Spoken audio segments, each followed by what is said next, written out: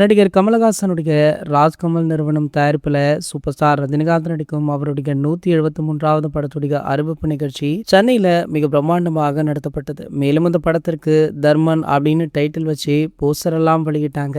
படத்துடைய இயக்குனர் அஸ்வத் மாரிமுத்து ரஜினி சார் கமல் சாருக்கு நடுவில் உட்கார வைத்து பெருமைப்படுத்தினார் சூப்பர் ஸ்டார் அவர்கள். படத்துல நடிகைகள் சிம்ரன், ராஷி கண்ணா உள்ளிட்ட பல செலிபிரிட்டிஸுமே நடிக்கிறாங்க. இந்த நிலையில நிகழ்ச்சியில பேசிய சூப்பர் ஸ்டார் ரஜினிகாந்த் அவர்கள், நான் பேசினாலே பிரச்சனை தான், அது எனக்கும் பிரச்சனை, உங்களுக்கும் பிரச்சனை, பேசாமல் இருந்தால் இவர் வாயில கொழுக்கட்டை இருக்கிறதா அப்படின்னு சொல்றாங்க. பேசுனா ஏதோ பேசிட்டார் என்று அதுக்கு ஒரு பிரச்சனை பண்றாங்க. ரொம்ப நாள் கழித்து தான் தெரிந்தது, நம்ம பிடிக்காதவங்களுக்கு நாம் எது செய்தாலுமே பிடிக்காது, நம்மை பிடித்தவர்களுக்கு நாம் செய்யும் எல்லாமுமே பிடிக்கும் அப்படின்னு நினைக்கிறதுமே ஒரு முட்டாள்தனம் தான். படத்திற்கு முதல்ல KS ரவிக்குமார் பிக்ஸ் பண்ணி அதன் பின்னர் இரண்டாவதாக தான் சுந்தர் சி படத்திற்குள்ள வந்தாரு. பட டேட் பிரச்சனையால அவருமே விலகிட்டாரு. மூணாவதாக சிபி சொன்ன கதை பிடிச்சிருந்தது, ஆனா ரொம்ப சென்சிட்டிவ் சப்ஜெக்ட் அப்படின்றதுனால அந்த கதையுமே அந்த அளவிற்கு ஒர்க் அவுட் ஆகல. ஸோ இந்த படத்திற்கு நான்காவதான இயக்குனராக தான் அஸ்வத் மாரிமுத்து உள்ள வந்திருக்காரு. ஸோ இந்த கதை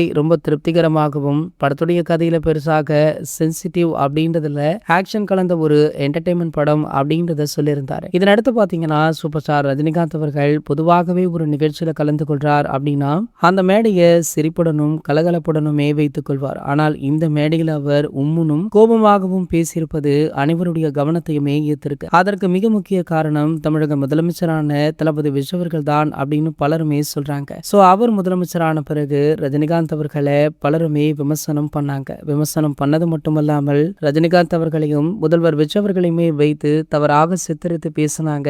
இதற்காக தான் சூப்பர் ஸ்டார் ரஜினிகாந்த் அவர்கள் அந்த மேடையில் அப்படி பேசியிருக்கார் அப்படின்னு கோலிவுட்டை சேர்ந்த நடிகர் அஜித்குமார் அவர்கள் பேசியிருப்பதும் சோசியல் மீடியாக்கள்ல வைரல் ஆகிட்டு இருக்கு. ஒரு காலத்துல அஜித் சார், விஜய் சார் அவர்களை வைத்து கூட இப்படிதான் பேசினாங்க அப்படின்றதையுமே மென்ஷன் பண்ணியிருக்காரு. இது போன்ற செய்திகளை பத்தி நீங்க உடனே தெரிஞ்சுக்க நம்மளுடைய சேனலை மறக்காம சப்ஸ்கிரைப் பண்ணிக்கோங்க.